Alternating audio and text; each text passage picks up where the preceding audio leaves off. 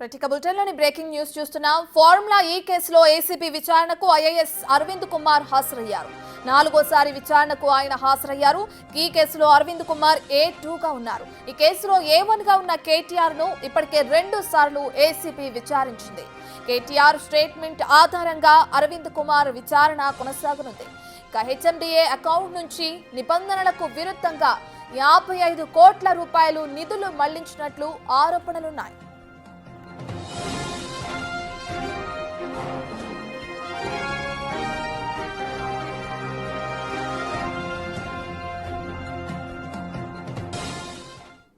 Formula E car race విషయానికి సంబంధించి విచారణ కొనసాగుతుంది. ఐఏఎస్ అధికారి అరవింద్ కుమార్ కి దీనికి సంబంధించిన పూర్తి డీటెయిల్స్ అందించడానికి మా ప్రతినిధి సాగర్ అందుబాటులో ఉన్నారు. రైట్ సాగర్, గతంలో ఆయన విచారించినప్పుడు కొన్ని అంశాలు ఆయన తెరపైకి తీసుకురావడం మనం చూస్తున్నాం. ఇప్పుడు ప్రశ్నిస్తున్నప్పుడు అదే అంటే ఇంతకు ముందు ఏదైతే సమాధానాలు చెప్పారో వాటి ప్రకారం ఇప్పుడు కూడా సమాధానాలు వస్తున్నాయా, లేదంటే భిన్నంగా ఏమైనా సమాధానాలు చెప్తున్నారా? ప్రస్తుతం అక్కడ పరిస్థితి ఏ విధంగా ఉంది? కొద్దిసేపు క్రితమే ఫార్ములా ఈ కార్ రేస్ కేసులో అరవింద్ కుమార్ ఐఏఎస్ అధికారి అరవింద్ కుమార్ విచారణకు హాజరయ్యారు. కొద్దిసేపు క్రితమే గతంలో 2 నుంచి 3 సార్లు కూడా ACB Arvind కుమార్ను విచారించింది formula E car race కేసులో.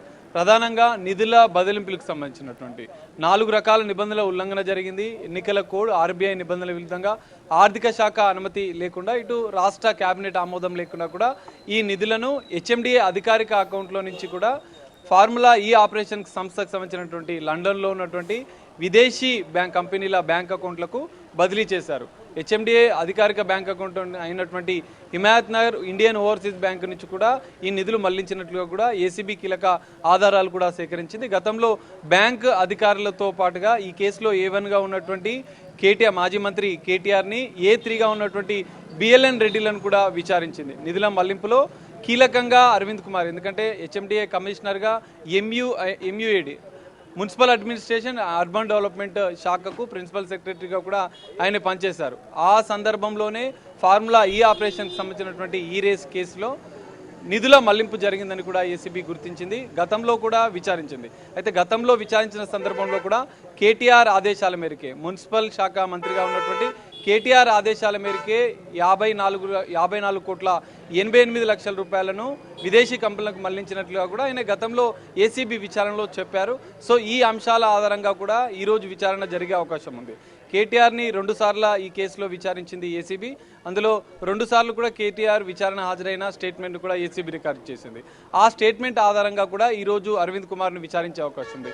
మరోపక్క నిధుల మళ్లింపుకు సంబంధించినటువంటి విషయంలో కీలక ఆధారాలు, ఒప్పందాలకు సంబంధించినటువంటి 4 విడతలుగా ఫార్ములా ఈ కార్ రేసుకు సంబంధించినటువంటి ఒప్పందం 600 కోట్లకు జరిగింది. అది ఎవరి ఆదేశాల మేరకు ఒప్పందం చేసుకున్నారు అన్న అంశాలపైన కూడా వర్చువల్గా ఏసీబీ ఫార్ములా ఈ ఆపరేషన్స్ ఏస్ నెక్స్ట్ జెన్ అనే సంస్థ ఏదైతే స్పాన్సర్గా ఫార్ములా ఈ రేస్కి స్పాన్సర్గా ఉన్నటువంటి ఏస్ నెక్స్ట్ జెన్ అనే ఈ 2 సంస్థల నుంచి కూడా వర్చువల్గా కొంత స్టేట్మెంట్ రికార్డ్ చేసింది. దాని తర్వాత కొన్ని కీలక డాక్యుమెంట్స్ కూడా, ఒప్పందాలకు సంబంధించినటువంటి, నిధుల మళ్లింపుకు సంబంధించినటువంటి ఈ 2కి సంబంధించినటువంటి అంశాలపైన కీలక డాక్యుమెంట్లను కూడా ఏసీబీ సేకరించింది. మరోవైపు దానకిషోర్ ఎంయూడి ప్రిన్సిపల్ సెక్రటరీగా గతంలో పనిచేసినటువంటి ఆయన ఫిర్యాదు మేరకు కేసు నమోదు చేసిన నేపథ్యంలో ఫిర్యాదు సందర్భంగా ఆయన కొన్ని కీలక డాక్యుమెంట్స్ ప్రభుత్వ అధికారిక ఖజానా నుంచి 55 కోట్ల రూపాయలను అధికారికంగా మీరు బదిలీ చేసినటువంటి దానికి సంబంధించినటువంటి కీలక ఆధారాలు కూడా ఇప్పటికే సేకరించింది. వీటన్నిటి ఆధారాలను ముందుంచుతూ దాంతోవైపు కేటీఆర్ స్టేట్మెంట్ తాజాగా విచారించిన నేపథ్యంలో కేటీఆర్ స్టేట్మెంట్ ఆధారంగా ఈరోజు అరవింద్ కుమార్ను విచారించినట్లుగా కూడా తెలుస్తోంది. కేటీఆర్ ఆదేశాల మేరకే నిధులు మళ్లింపు జరిగిందన్న అంశాలు గతంలో చెప్పారు. ఈరోజు కూడా అదే అంశం పైన కూడా విచారణ జరిగే అవకాశం ఉంది.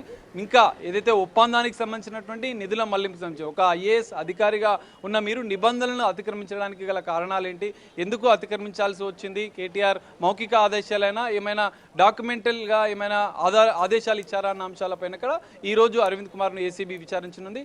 అరవింద్ కుమార్ విచారణ అనేది ఇందులో కీలకంగా మారే అవకాశం అయితే కనిపిస్తుంది. అరవింద్ కుమార్ స్టేట్మెంట్ ఆధారంగా మరోసారి కేటీఆర్ని కూడా ఈ కేసులో ఫార్ములా ఈ రేస్ కేసులో విచారించే అవకాశం ఉంది. గతంలో 7.5 గంటల పాటు సుదీర్ఘంగా ఏసీబీ అరవింద్ కుమార్ని విచారించింది. ఈరోజు 11:30కు ఎగ్జాక్ట్గా ఆయన విచారణకు హాజరయ్యారు. ఈరోజు మధ్యాహ్నం తర్వాత సాయంత్రం వరకు కూడా విచారణ కొనసాగే అవకాశం కూడా కనిపిస్తుంది. Ratna, right, thank you Sagar. Formula E car race విషయానికి సంబంధించి ఐఏఎస్ అరవింద్ కుమార్ విచారణ కొనసాగుతుంది. గతంలో ఆయన అప్రూవర్గా మారిన సంగతి మనందరికీ తెలిసిన విషయమే. ఇప్పుడు మళ్ళీ అధికారులు ఆయనకి నోటీసులు జారీ చేయడం, ఇక దాని ప్రకారం సుమారు 11:30 నుంచి అరవింద్ కుమార్ని అధికారులు విచారిస్తున్నారు. సాయంత్రం వరకు విచారణ కొనసాగే అవకాశం కనిపిస్తుంది. దీని తర్వాత మళ్ళీ కేటీఆర్ని విచారించే అవకాశం